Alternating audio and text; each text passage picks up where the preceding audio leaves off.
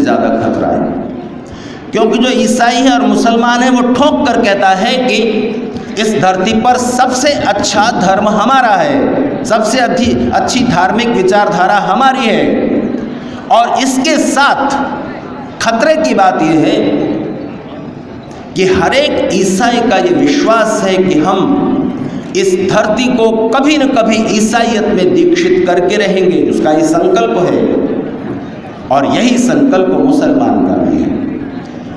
इसलिए इस धरती पर, और मैं फिर हंटिंगटन को कोट करूंगा कि इस धरती पर तब तक शांति स्थापित नहीं हो सकती, युद्ध और आतंकवाद समाप्त नहीं किए जा सकते, जब तक इन विचारधाराओं के मूल में जो जहर भरा हुआ है उस पर इन्हीं दो सभ्यताओं के धर्मगुरु फिर से विचार न करें। कौन सा जहर है? ईसाई को क्यों दिलचस्पी है कि हिंदू को ईसाई बना ले, सारे हिंदुओं को ईसाई बना ले? पोप आया, पोप कैथोलिक ईसाइयों का सबसे बड़ा धर्मगुरु, और ये बोल करके गया कि हमने यूरोप को ईसाई बना लिया, अफ्रीका को काफ़ी हद तक बना लिया, ऑस्ट्रेलिया महाद्वीप ईसाई है ही, अब बारी एशिया की है। 21वीं शताब्दी में हम एशिया को ईसाईयत में दीक्षित कर लेंगे। आखिर क्यों, इतनी क्यों इच्छा है आपकी? लोगों को अपने अपने विचारधारा से जीने दो ना। नहीं, क्योंकि उनको ये समझाया गया है कि जब तक आप दूसरों को जीसस की शरण में नहीं ले आते तब तक आपको स्वर्ग में स्पेशल फैसिलिटीज नहीं मिलेंगी। इस लालच की वजह से उन्हें सारी दुनिया को ईसाई बनाना है। इस्लाम एक कदम आगे बढ़ता है। इस्लाम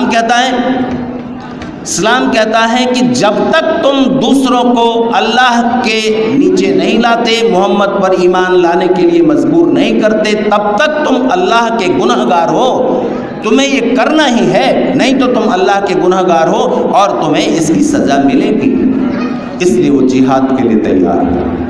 हिंदू किसके लिए तैयार है? हिंदू कहता है कि सब धर्म अच्छे हैं। मैं हिंदू से पूछना चाहता हूं, हमारे समाज के और राष्ट्र निर्माण पार्टी के इस मंच से, अगर सब धर्म समान रूप से सही और अच्छे हैं तो फिर कोई हिंदू अगर मुसलमान या ईसाई बन जाता है तो तकलीफ की क्या बात है? जब तुम ये मानते हो कि सब धर्म समान रूप से सही और अच्छे हैं, फिर क्यों परेशान हो? ध्यान दीजिए, जैसे ही कोई हिंदू मुसलमान या ईसाई बनता है, केवल वो धर्म परिवर्तन नहीं करता, वो देश और हिंदू समाज का एक शत्रु बनता है। क्योंकि उसकी आस्थाएं, उसकी धारणाएं, उसकी मानसिक जड़ें राम और कृष्ण से हटकर, महाराणा प्रताप और छत्रपति शिवाजी से हटकर, अकबर और औरंगजेब से इस देश पर हमला करने वाले लोगों के साथ जुड़ जाती हैं। वो रामकृष्ण को अपना पूर्वज मानना छोड़कर अपनी सहानुभूति और अपनी आस्था उन हमलावरों के साथ जोड़ता है जिन्होंने इस देश को गुलाम बनाया। इसलिए एक शत्रु तैयार होता है।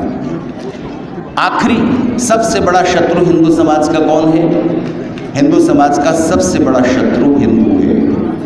इन मूर्खतापूर्ण धारणाओं को अंदर रखे हुए जगाने की कोशिशें होती हैं, थोड़े समय के लिए जागता है और फिर सो जाता है। राष्ट्र निर्माण पार्टी का गठन इसी उद्देश्य को लेकर हुआ है।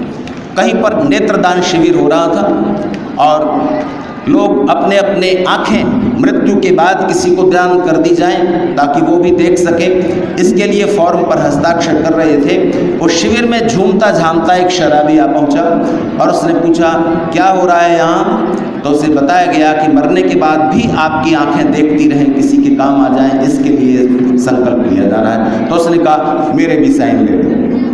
तो आयोजकों ने सोचा, शराबी होकर, भयंकर शराबी होकर इसके मन में भी इच्छा जगी नेत्रदान करने की, तो इससे कुछ प्रेरणा के वाक्य कहलवाए जाएं तो दूसरे लोग भी प्रेरित होंगे। तो आयोजक ने कहा कि आप कुछ कहना चाहेंगे? तो शराबी ने कहा, हाँ मैं कुछ बोलना चाहता हूँ। तो माइक पर आया और उसने कहा कि मित्रों, बस मैं इतना कहना चाहता हूँ कि मेरी ये दो आँखें जिस किसी को भी लगाई जाएं उसे ये बता दिया जाए कि ये आँखें 2 पैग पीने के बाद ही खुलती हैं और थोड़ी देर बाद फिर बंद हो जाती हैं। कितना जगाया जाए? कितने लोग आए और जगा कर चले गए। थोड़ी देर जागता है हिंदू, उसके बाद सो जाता है। समय नहीं है कि मैं विस्तार से चर्चा करूं। एक बात जरूर कहना चाहूँगा, मुझसे किन्हीं सज्जन ने, मुझसे नहीं, वो आपस में बात कर रहे थे और मैंने सुना। श्री रविदेव शास्त्री मुझे लेकर के आए, उन्हीं के घर में सुबह चला गया, 5 बजे में ट्रेन से उतरा था। तो बात करते मैंने सुना कि कह रहे थे कि जब भारतीय जनता पार्टी शासन में है ही, वो भी तो राष्ट्रवादी पार्टी है, राष्ट्र की बात वो भी करती है और वो अपना काम कर ही रही है, तो अब इस राष्ट्र निर्माण